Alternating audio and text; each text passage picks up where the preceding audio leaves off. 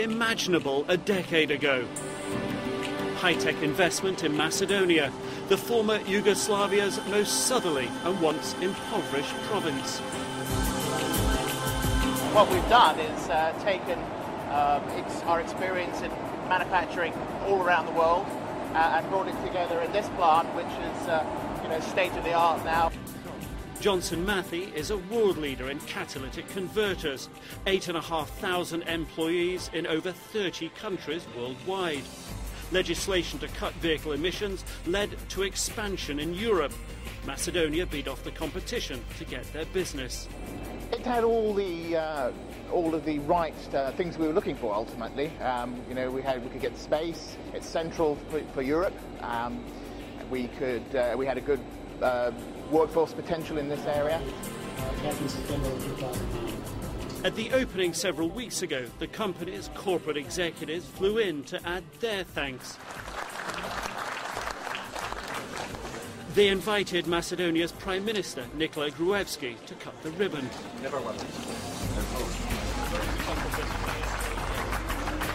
It's not just a big day for Johnson Matthey, it's key for the Prime Minister as well. His critics are saying he's just not doing enough to bring investment to the country. Only hours before the opening, and just a few kilometres away on the streets of the capital Skopje, unemployed workers were venting their anger against the government, calling for more jobs. Prime Minister Nikola Gruevski says their voices are being heard. Unemployment is a serious issue in Macedonia. But what figure would you say unemployment now is? It's somewhere 31.7. In the last 3 years, we came from 37 to 31.7. He blames the high figures on the legacy of the former Yugoslavia that left his tiny nation of 2 million with a few rundown industries and even fewer markets. With aggressive campaigning and a raft of reforms, Gruevski aims to change that. We dramatically reduced the taxes, we reduced the bureaucracy, we introduced flat rate taxes. We made a lot of things to create better environment for making business. The World Bank says Macedonia is making strides. Last year, in the bank's Doing Business survey, it climbed to 32nd out of 185 countries, right behind France and the Netherlands. Britain sees this sort of investment as good for both economies. Britain's ambassador to Macedonia has been here for almost 3 years.